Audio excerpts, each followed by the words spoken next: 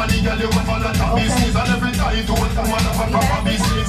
When you see your people, you take a holiday. You feel invest in another business. Trick on your fuck on your scam a business. PG-13, PG-13. Okay, so thank you for that nice little musical mix. We are back with Mr. Carcell. Fransiva. Now, okay, your name. Well, I know your name. Is that your real name, the Fransiva part, or is it the first? That's my name. That's your government? That's my name. I know that's your name, but is that your... That's my name.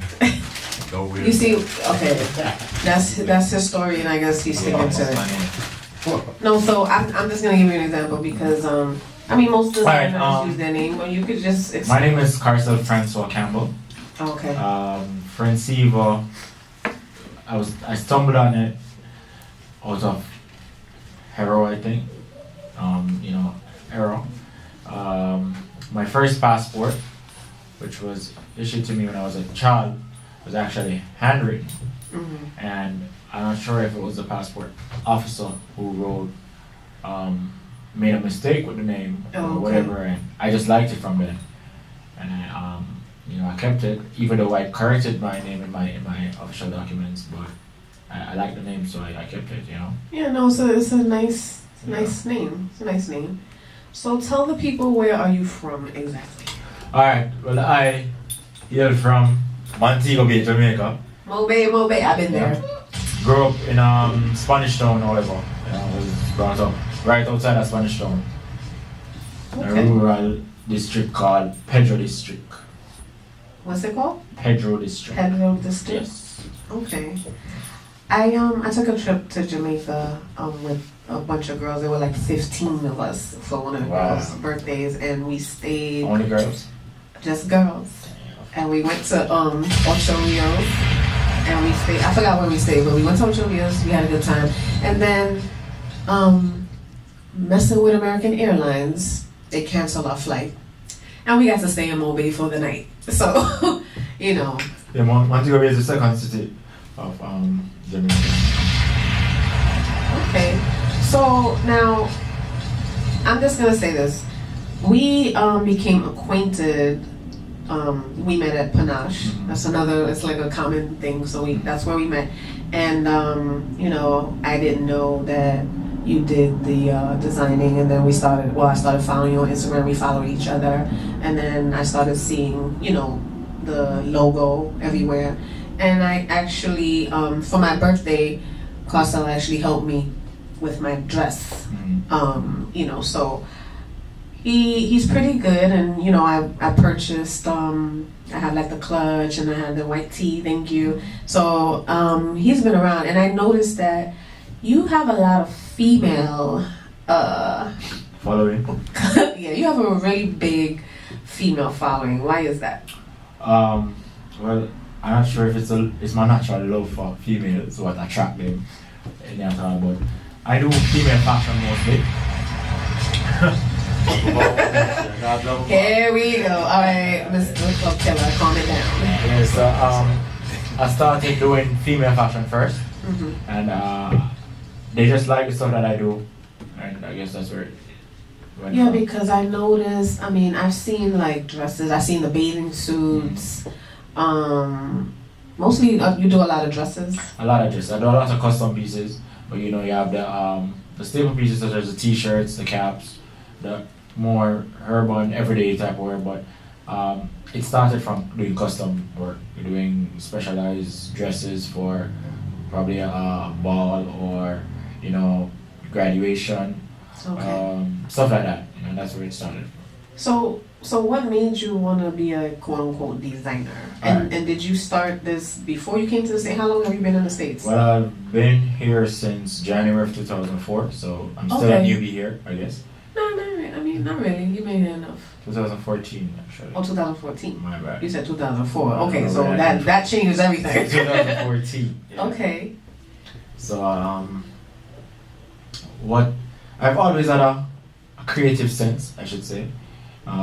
From school days, I used to remix my clothes.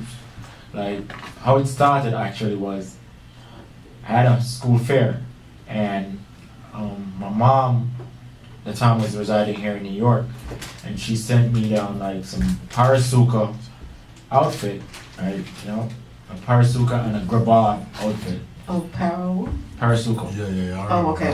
It was mad expensive at the time. Okay. So, yeah, you know. So it was like a hit at school. Like everybody was talking about, yo, you see Carcell's outfit, whatever. So like a month after they had something else there, and I wanted to go, but you know, I couldn't, based on how high of a bar I set going to the first event. I couldn't go anything, you know, lesser or, well, that was in my mind. Probably would be different now, but so I did some stuff to my clothes. Like I had it like embroidered threads, ripped up my jeans and stuff. You know, that's where it started from. To be honest with you. Okay, so you're like a trendsetter.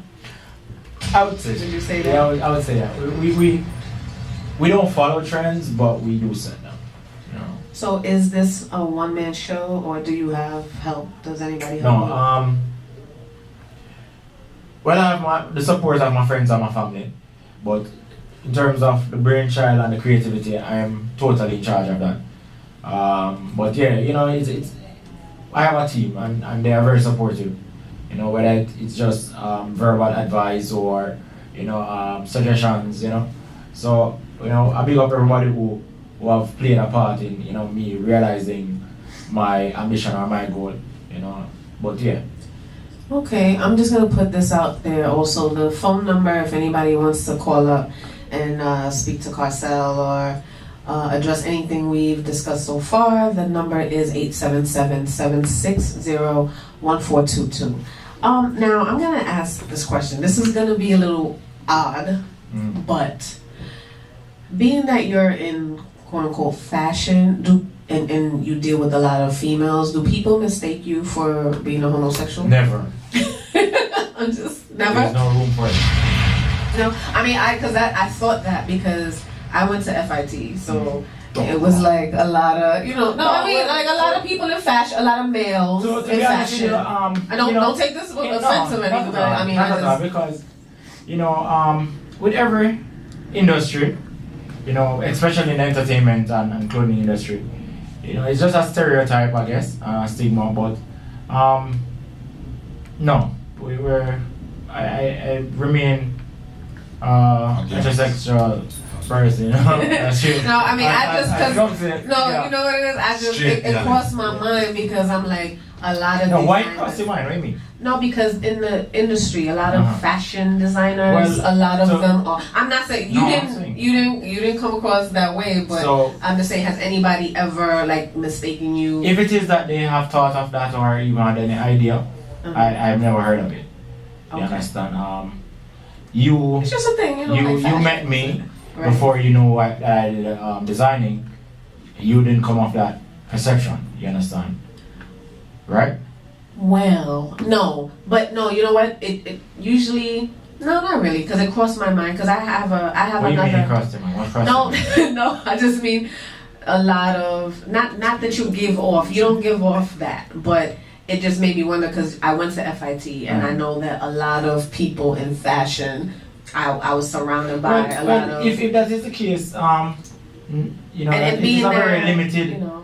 I would say nobody would cast a judgment just based on the occupation which you do. Or, well, sometimes people judge you for what you do. Like they may be like, oh, he's a designer, but you don't carry yourself that way. But I just wanted to know if that has ever. No, as I say, I've never heard of it, and well, that's good. I mean, I'm just asking. If they do think that, it's up to them, but never heard of it. And especially that, you know, you deal with a lot of females too, so not a lot of. And that came from a business perspective, you know. And it's easier to work with females, in my estimate. Do you now I noticed that, you know, females. Well, if I should elaborate a bit more on the, as I said, the business perspective is that females are into fashion more than men, predominantly. Females will always want to change their outfit. They don't want to wear the same thing twice. You know, This is true. So This is true. that is the reason why I did it from that standpoint. And why I started with females because wherever the females go, men will follow. I You know. understand? So then there's a lot more females in the world than men, so it gets out faster. Yeah. It's just Okay. strategic thinking, I guess. Okay. So here's another question because scrolling through your page, I noticed Chris Martin on your page a lot. I guess you guys are friends. You say you don't really do No. fashion for per se. It's predominantly for women, but do you do certain things for like people in your circle as far as like men? Because I see the t-shirts, I see what you're wearing now. You got the nice, the cap, the jacket, Well, it is not that it is predominantly for females. That's not what I said. No, not predominantly, but It most was of- that I started with females. Okay. But the intention is to be a holistic brand. Okay. Appealing to everybody.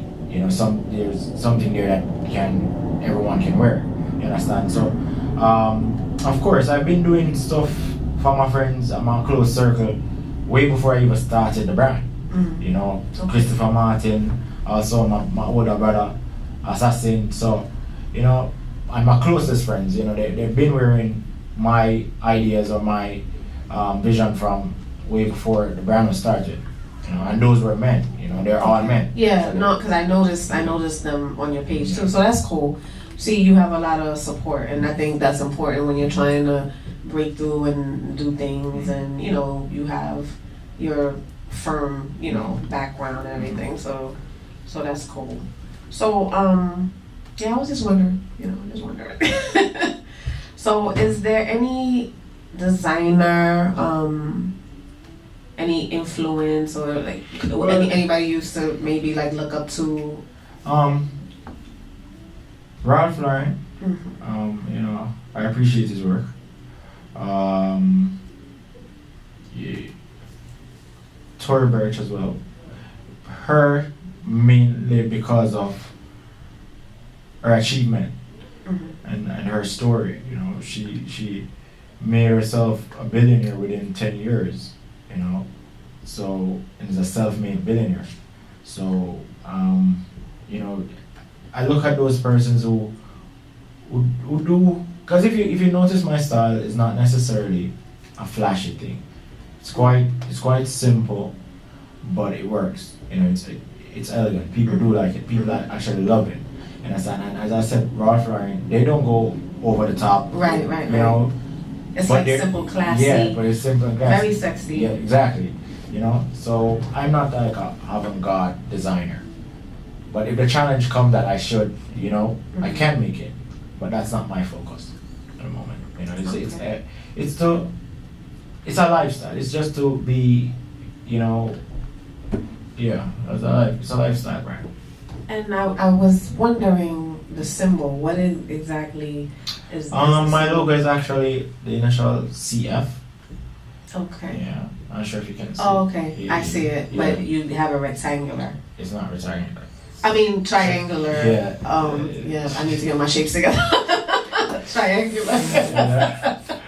You know what I meant. That's what I meant to say. But okay. But the C. The C is the outer. Right, one. is the outer, and the F is like backwards. The F starts right here. Can't you see? This is where the F is. Okay. You see it? Okay. I got Makes you. perfect sense now, right? Now that you pointed it out, because I wanted to ask, I'm like, that symbol, like, where did it come from? Okay, so the listeners can't see it, but if you go to, tell the people your Instagram information. It is at Carcell Fransiva, which is CarcellFransiva. Yes, and he's also, you can find him on the Light and Lively page also. That's LITE_N_lively. Yeah, I've been wondering because I stare at it. It's like something. It's hard to kind of stop looking at. It's like you look and you look. I'm just like, what exactly is that? There's one other question I'm gonna ask you before we take a. Matter of fact, let's take a quick little break. Okay. And then I'm gonna come back and ask him. It's something kind of like unrelated, but it's something that I noticed about you. and on your page a lot. So I'll come back. We'll take. He's like, what is she gonna ask? No, we're gonna come back and after the musical break, and we're gonna ask that question. Wow. We'll be right back.